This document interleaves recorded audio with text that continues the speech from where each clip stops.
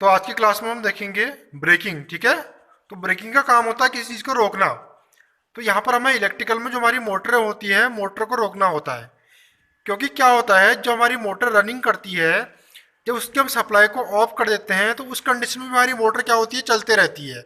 और इस चलने का जो कारण होता है, क्या होता है उसका कारण, जड़त्व के कारण मोटर हमारी चलते रहती है, जिसे हम क्या बोलते हैं, इनर्शिया। तो इनर्शिया के कारण हमारी मोटर हल्की फुल्की आगे और स्पीड में चलती रहती है। तो बहुत से ऐसे कार्य हैं जहां पर हमें क्या करना होता है, मोटर को एकदम रोकना होता है। ठीक है, तो उसके लिए हम ब्रेकिंग यूज करते हैं। तो जिन कार्यों में हमको मोटर को एकदम रोकना होता है, बिल्कुल फिक्स कंडीशन में रोकना होता है, ठीक है, उसकी शाफ्ट को बिल्कुल जाम करना होता है, उस कंडीशन में हम क्या यूज करते हैं, ब्रेकिंग करते हैं।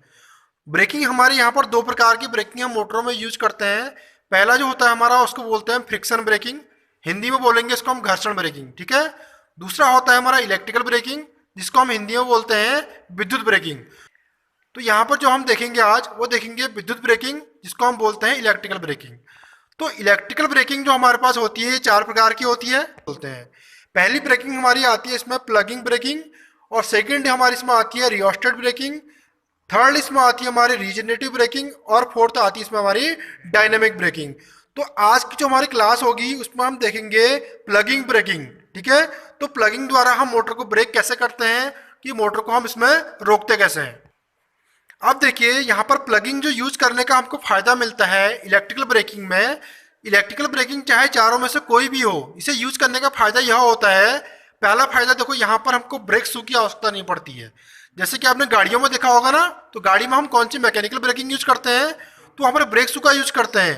तो यहाँ हमको ब्रेक शू की आवश्यकता नहीं पड़ती है, तो हमारा एक खर्चा भी बच जाता है ब्रेक शू का। और ब्रेक शू की आवश्यकता नहीं पड़ने के कारण इस ब्रेकिंग का हमारा खर्चा क्या आता है, कम आता है मैकेनिकल ब्रेकिंग की अपेक्षा। अब देखिए यहाँ पर, अगर हमारे इलेक्ट्रिकल ब्रेकिंग में हम ब्रेक शू को यूज ही नहीं करेंगे तो घिसेंगे भी नहीं, अगर घिसेंगे नहीं तो हमें चेंज करने की आवश्यकता नहीं पड़ेगी। तो इसीलिए इसके कारण इसका खर्चा क्या आता है, कम आता है। कि अब हम इसकी दूसरी विशेषता की बात करते हैं। दूसरी विशेषता इसकी यह होती है कि यह मैकेनिकल ब्रेकिंग की अपेक्षा क्या होती है, स्वच्छ होती है। और जो सबसे इंपॉर्टेंट विशेषता होती है इसकी, वो देखिए क्या होता है, जो हमारा यहाँ पर पावर का लॉस होता है ब्रेकिंग के कारण, वो पावर हमारी कहाँ लौट जाती है, मेन सप्लाई में लौट जाती है। तो ये इसका भी हमको क्या मिल गया, यहाँ पर फायदा मिल जाता है। ठीक है, ये यहाँ पर क्या बन जाती है इसकी विशेषता, क्योंकि जो हमारे पावर का लॉस हो रहा है वो पावर हमारी रिटर्न कहाँ हो जाती है, अपनी पावर सप्लाई में, यानी जो मेन सप्लाई आ रही है उसी में क्या हो जाती है, वो रिटर्न हो जाती है, जिसके कारण हमें क्या मिलती है, इसकी एक बहुत बड़ी विशेषता मिलती है, हमारा पावर लॉस नहीं होता है। अब देखिए हम यहाँ पर पहली ब्रेकिंग की बात कर रहे हैं, जिसे हम प्लगिंग ब्रेकिंग बोलते हैं। तो प्लगिंग यूज करने का फायदा यहाँ पर क्या होता है, देखिए जैसे ही हम इस सर्किट के क्या करेंगे, ऑफ स्विच को बंद करेंगे, तो उस कंडीशन में हमारी मोटर क्या होती है, रिवर्स डायरेक्शन में चलती है। जब उल्टी डायरेक्शन में चलती है तो उस टाइम क्या होता है, जो इसका हमारा टाइमर लगा होता है, टाइमर हमारा ऑपरेट हो जाता है और हमारी मोटर क्या होती है, एकदम रुक जाती है। अगर हमारा टाइमर इसमें काम ना करे तो उस कंडीशन में क्या होगा, देखो जो हमारी मोटर है वो रिवर्स कंडीशन में चलते रहेगी। तो इसीलिए वो मोटर हमारी रिवर्स कंडीशन में ना चले, इसके लिए हमने इसमें टाइमर यूज किया है। टाइमर क्या करेगा, उसकी रिवर्स कंडीशन में मोटर को क्या करेगा, एकदम रोक देगा। यहाँ पर हम प्लगिंग ब्रेकिंग का कंट्रोलिंग सर्किट डायग्राम को समझते हैं, ये काम कैसे करता है। देखिए सबसे पहले क्या करते हैं, हम इसकी एमसीबी को ऑन करते हैं कंट्रोलिंग की। उसके बाद जो हमारा ये स्टार्ट पुश बटन होता है, इसे हम ग्रीन कलर का लेते हैं, और ये एनो पॉइंट होता है। देखिए जब इस बटन को हम अंदर की ओर पुश करेंगे तो ये कॉन्टैक्ट क्या होता है, यहाँ पर टच होता है, तो सप्लाई यहाँ से होते हुए यहाँ पहुँचती है। और यहाँ पर देखिए ये एनसी पॉइंट है हमारा कॉन्टैक्टर नंबर सेकंड का, इससे सप्लाई पास होते हुए सप्लाई पहुंचती है हमारी फर्स्ट कॉन्टैक्टर के, देखो एनबीसी कॉइल में, और इसको यहाँ से न्यूट्रल मिल रहा है। तो उस समय क्या होगा, हमारा ये कॉन्टैक्टर होल्ड कर जाएगा। अब देखिए जब ये होल्ड करेगा तो जब इसका ये फिर कौन सा पॉइंट है, देखिए एनो पॉइंट है, तो इसके होल्ड करने की कंडीशन में ये एनो पॉइंट उस कंडीशन में क्या हो जाता है, एनसी हो जाता है। और उस कंडीशन में सप्लाई देखो यहाँ पर से गुजरते हुए इस प्रकार से हमारे सर्किट में आती है, और हमारा कॉन्टैक्टर फर्स्ट क्या रहता है, होल्ड रहता है। और इसी में देखिए हमने इस कॉन्टैक्टर का ही एक दूसरा एनो पॉइंट लिया है। जब ये कॉन्टैक्टर होल्ड होगा तो उस कंडीशन में ये एनो पॉइंट भी क्या होता है, एनसी बन जाता है, और सप्लाई यहाँ से पास होते हुए देखिए इस वाले कॉन्टेक्टर में आती है हमारी। तो इस कॉन्टेक्टर का नाम होता है ऑक्सिलरी कॉन्टेक्टर। और स्टार्टिंग में क्या होता है, हमारा फर्स्ट कॉन्टेक्टर और ऑक्सिलरी कॉन्टेक्टर दोनों होल्ड रहते हैं। उस समय हमारी मोटर क्या चलती है, फॉरवर्ड कंडीशन में चलती है। और उसके बाद देखिए जब हमारा ये कॉन्ट्रैक्टर होल्ड हो जाता है, जो इसका ये एनओ पॉइंट है, ये पॉइंट हो जाता है उस समय एनसी। एनसी होने के कारण देखो यहाँ से सप्लाई पास होते हुए टाइमर में होते हुए सप्लाई हमारी यहाँ पहुँचती है, जिसके कारण हमारा ये होल्ड रहता है। अब उसी में देखिए जब इसके बाद हम क्या करते हैं, अपने इस सप्लाई को ऑफ करेंगे, ठीक है, यानी कि इस स्विच को ऑफ करेंगे। ये हमारा स्टॉप पुश बटन है, इसे हम रेड कलर कर लेते हैं और ये एनसी पॉइंट होता है, यानी कि नॉर्मली कंडीशन में क्लोज रहता है। जब हम इस कंडीशन में इसको दबाते हैं अंदर की तरफ, तो होगा क्या, इसमें देखिए इसकी सप्लाई जो होती है कट जाती है। हमारा जो कॉन्टेक्टर वाला ये वाला कॉन्टेक्टर होता है, ये कॉन्टेक्टर हमारा ऑफ हो जाता है। और उस कंडीशन में देखिए जब ये ऑफ होता है तो इसके जो हमारे एनओ पॉइंट होते हैं वो एनसी बन जाते हैं, और जो एनसी पॉइंट होते हैं वो क्या बन जाते हैं, एनओ बन जाते हैं।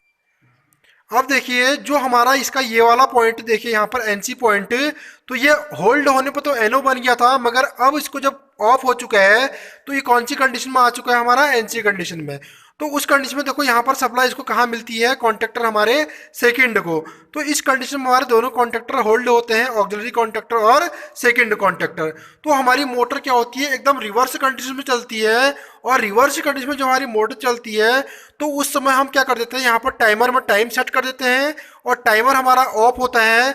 ऑफ होने के बाद देखिए हमारा ये ऑक्सिलरी कॉन्ट्रैक्टर जो होता है, यहाँ पर इसकी सप्लाई भी कट जाती है और ये भी हमारी ऑफ होती है। उसी कंडीशन में क्या होगा, जो ये वाला एनो पॉइंट होता है हमारा ऑक्सिलरी कॉन्ट्रैक्टर का, ये भी हमारा क्या बन जाता है, फिर से एनो बन जाता है नॉर्मल कंडीशन में, और इसकी सप्लाई भी कट हो जाती है। तो हमारी मोटर एकदम रुकती है, जिससे हमारी मोटर में क्या होते हैं, ब्रेक लग जाते हैं।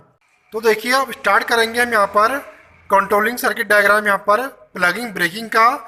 तो कंट्रोलिंग सर्किट डायग्राम बनाने के लिए हमको यहाँ पर 3 कॉन्ट्रैक्टर चाहिए होते हैं।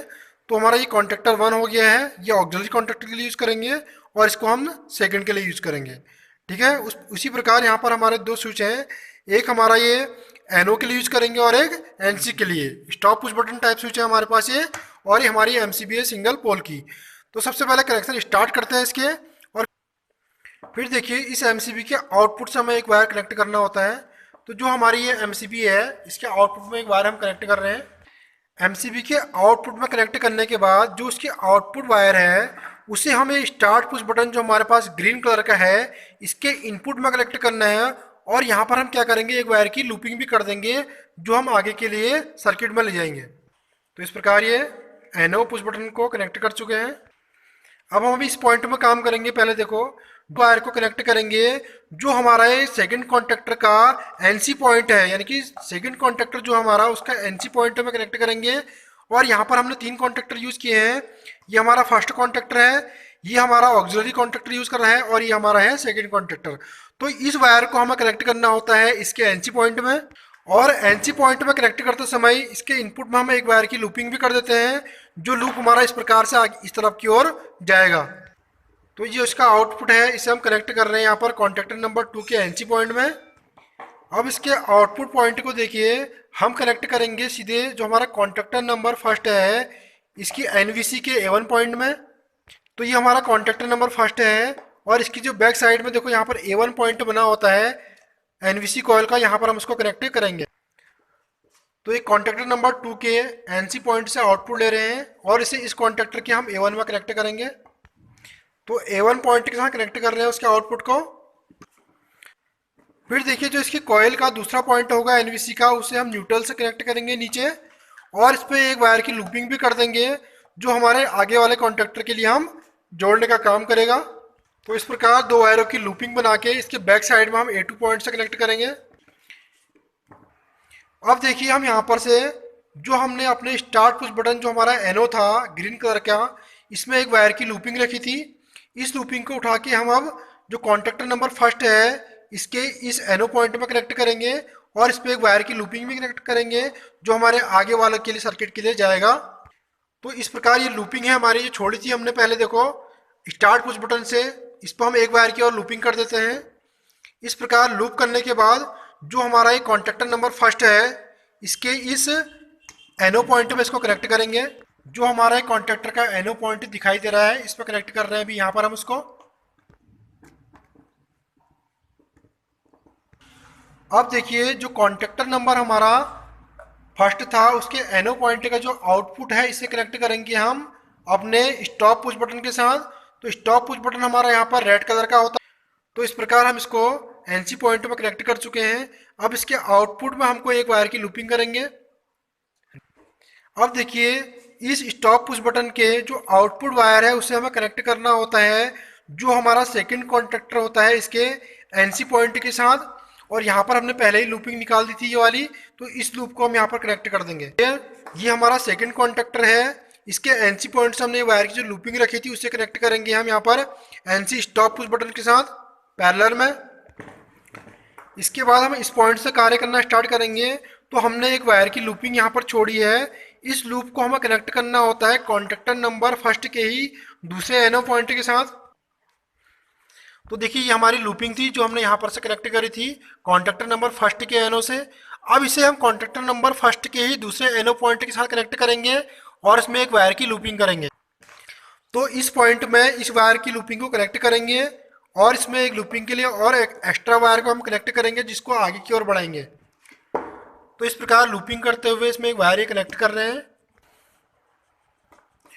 अब जो हमारा ये एनो पॉइंट का आउटपुट वायर है, आउटपुट को हम कनेक्ट करेंगे जो हमारा ये वाला ऑक्सिलरी कॉन्टेक्ट बनाया है इसके एनवीसी कॉइल के A1 पॉइंट में।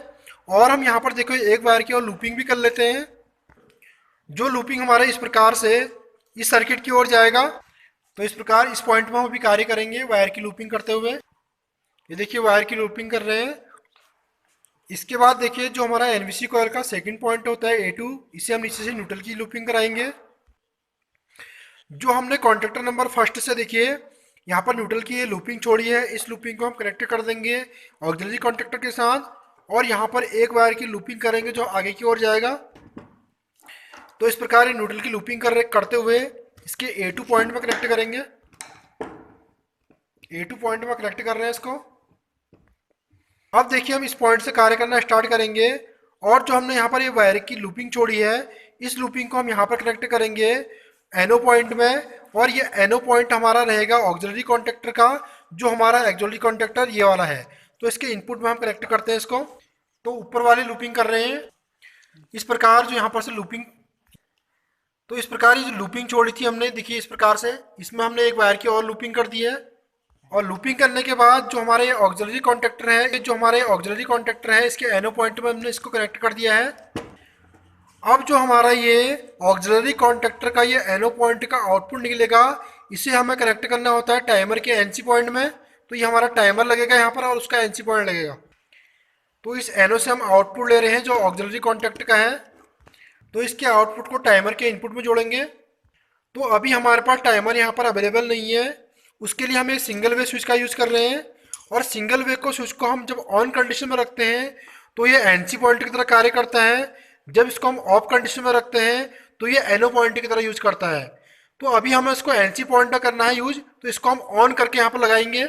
ऑन करने के बाद इस पॉइंट को हम यहाँ पर कनेक्ट कर देंगे इनपुट में। इसके बाद देखिए जो हमने अपने कॉन्टेक्टर नंबर फर्स्ट का एनो पॉइंट का ये आउटपुट लूप छोड़ा था, इसमें जो लूपिंग छोड़ी थी उसे यहाँ पर कनेक्ट कर देते हैं। देखो हमने ये कॉन्टेक्टर नंबर फर्स्ट के एनो पॉइंट से लूपिंग वायर छोड़ी थी इस प्रकार से, इस लूपिंग वायर को उसके सेकंड पॉइंट में कनेक्ट कर देंगे यहाँ पर। तो इस प्रकार कनेक्ट कर रहे हैं। अब देखिए जो हमने ऑक्सिलरी कॉन्टेक्टर के यहाँ पर से एक लूप छोड़ा है, इस लूपिंग को हम कनेक्ट करेंगे उसी उसके एनो पॉइंट पे। देखिए उसी कॉन्टेक्टर के एनो पॉइंट में कनेक्ट करना है।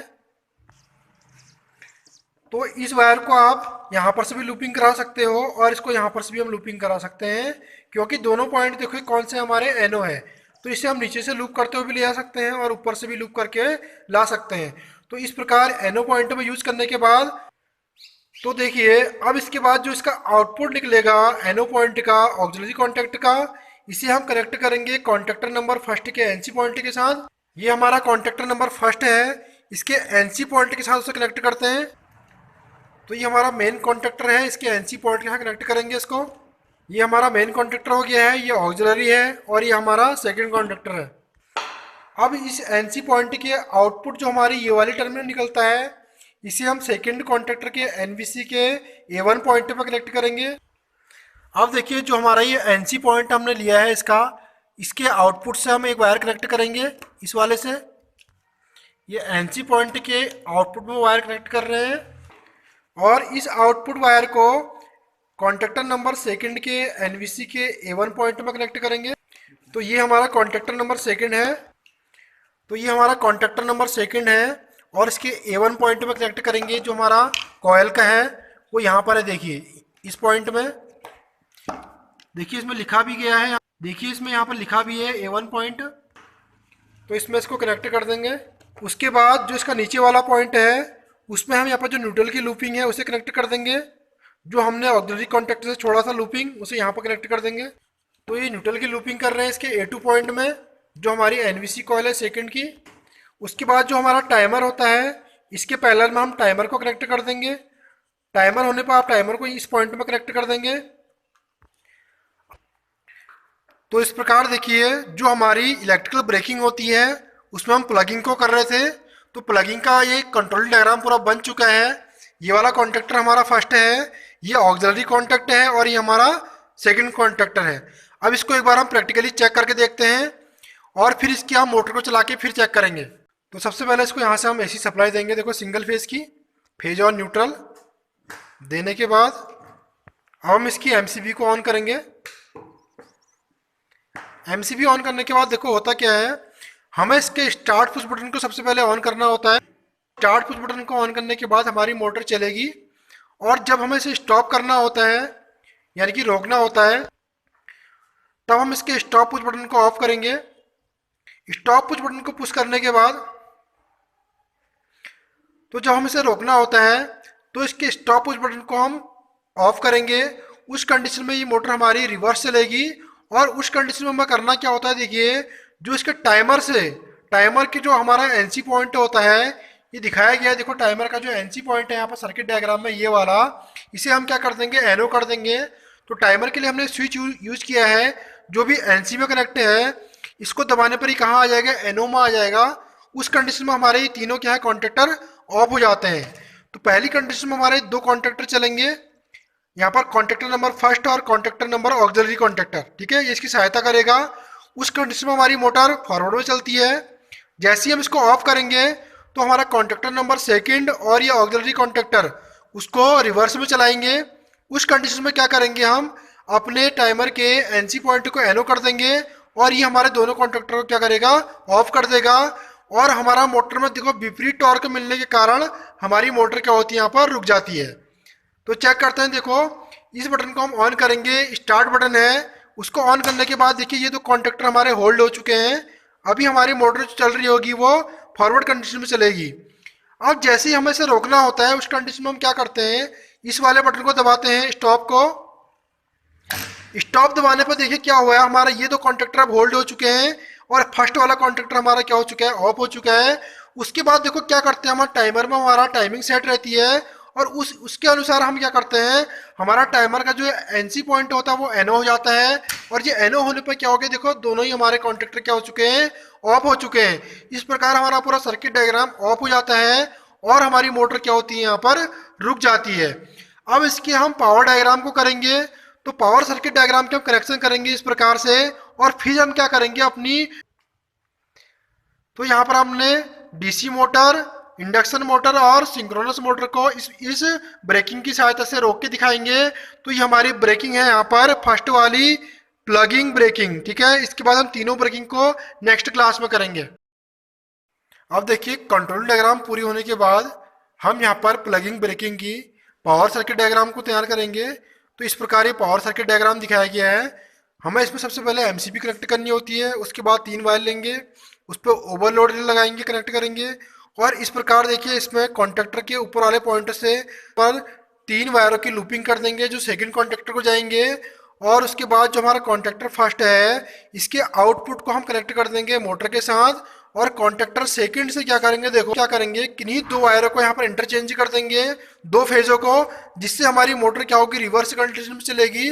और रिवर्स कंडीशन में चलने के बाद हम क्या करेंगे, उसको ऑफ कर देंगे, जिससे हमारी मोटर क्या हो जाएगी, ब्रेकिंग करेगी यानी कि रुक जाएगी, ठीक है। तो यहाँ पर देखिए हम केवल दो कॉन्टेक्टर का यूज करते हैं, बल्कि हमने जो यहाँ पर कॉन्टेक्टर यूज कर रखे हैं तीन कर रखे हैं। एक कॉन्टेक्टर फर्स्ट है, एक ऑक्सिलरी है और एक सेकंड है। तो यहाँ पर हम दो कॉन्टेक्टर यूज करेंगे, पावर कॉन्टेक्टर फर्स्ट और कॉन्टेक्टर सेकंड। ऑक्सिलरी कॉन्टेक्टर को हमें यूज नहीं करना होता है, इसीलिए देखिए हमने यहाँ पर पावर डायग्राम में केवल दो कॉन्टेक्टर दिखा रखे हैं, कॉन्टेक्टर फर्स्ट और कॉन्टेक्टर सेकंड। और इन वायरों में जो आउटपुट निकलते हैं, इस पर हम यहाँ पर वायरों की देखो ओवरलोड रिले को लगाने के बाद वायरों की लूपिंग कर देंगे, जो लूप हमारे क्या होंगे दूसरे वाले कॉन्टेक्टर में। तो इस प्रकार देखिए एमसीबी के आउटपुट से ये वायर कनेक्ट कर रहे हैं। उसके बाद जो हमारे आउटपुट वायर निकलेंगे ओवरलोड रिले से, इनमें हम तीन देखिए वायरों की लूपिंग करेंगे इस प्रकार कॉन्टेक्टर फर्स्ट में जोड़ने के बाद, और इन लूप को हम क्या करेंगे अपने कॉन्टेक्टर सेकंड में ले जाएंगे। इस प्रकार देखिए हमारे इस एमसीबी में तीन पोल की हमने एमसीबी ले रखी है, इस पर तीन फेज कनेक्ट कर चुके हैं, रेड येलो और ब्लू। अब देखिए यहाँ पर इसमें हम ओवरलोड रिले भी कनेक्ट कर सकते हैं। अभी हमारे पास ओवरलोड रिले यहाँ पर अवेलेबल नहीं है, तो हम इन वायरों को सीधे कॉन्टेक्टर में कनेक्ट करेंगे पहले वाले में, और ये हमारा जो है फर्स्ट कॉन्टेक्टर है। अब इन कॉन्टेक्टरों में हम जो मेन कॉन्टेक्टर है इसके इनपुट में हम वायरिंग करेंगे। अब इसके बाद देखिए जो एमसीबी की हमारी वायर आ रही है, इस पर हम तीन वायरों की लूपिंग करेंगे, और लूपिंग करने के बाद कॉन्टेक्टर नंबर फर्स्ट के इनपुट में कनेक्ट करेंगे इनको। अब दूसरी वायर की लूपिंग कर रहे हैं यहाँ पर येलो वायर की। अब हम इसमें तीसरे वायर की लूपिंग करेंगे जो हमारा ब्लू वायर रहेगा।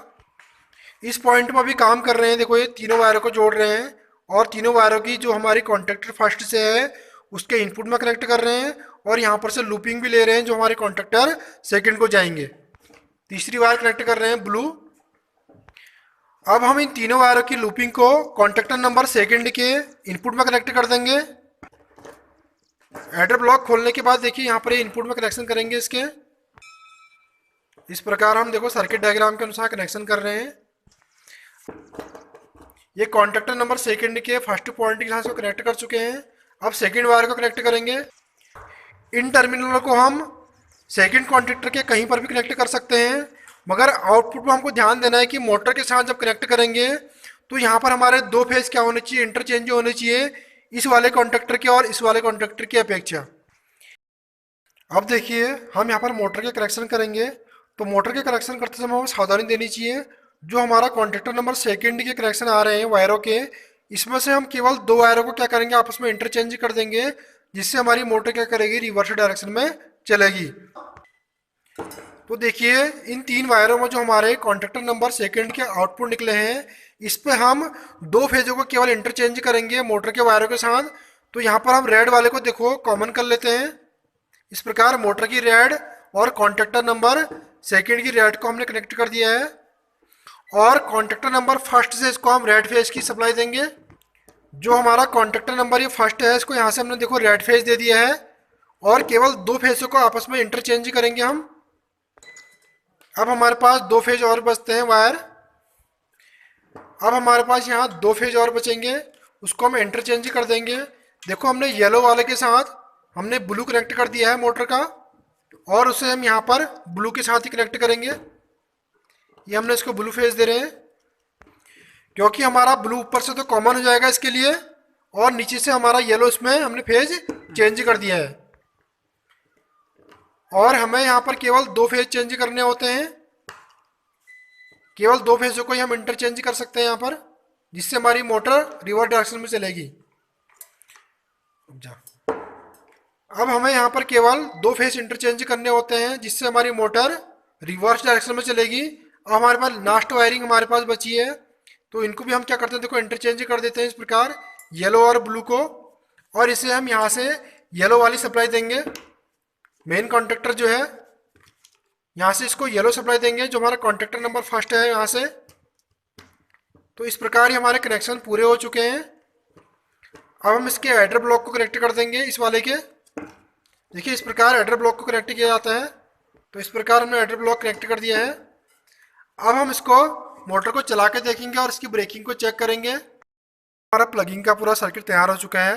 तो इसके लिए हम पहले अपने सिंगल पोल की एमसीबी को यूज़ करेंगे, ऑन करेंगे, जो हमने इसको कंट्रोल डायग्राम के लिए यूज़ किया है। इस प्रकार खोलने के बाद इसको हमने पावर के लिए यहाँ पर 3 पोल की एमसीबी यूज़ की है, इसको भी ऑन करेंगे।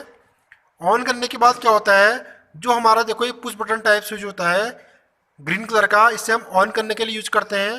तो इसे दबाने पर देखो हमारी मोटर चलेगी। पुश करिए इसको, देखो हमारी मोटर ये चल चुकी है। अब हमें क्या करना होता है, इस मोटर को ब्रेक करना होता है। तो ब्रेक करने की कंडीशन के लिए क्या करते हैं, हम अपने स्टॉप वाले बटन को दबाते हैं। तो स्टॉप वाले बटन को दबाइए। तो जैसे ही हमने यहाँ पर स्टॉप पुश बटन को पुश किया तो हमारी मोटर एकदम रुक जाती है। तो इस ब्रेकिंग का यूज हम मोटर को रोकने के लिए करते हैं। तो डीसी मोटर में भी यूज कर सकते हैं इसको, सिंक्रोनस मोटर में भी, और एसी 3 फेज की मोटर में भी इसको हम यूज कर सकते हैं। बहुत अच्छी ब्रेकिंग है यहाँ पर ये।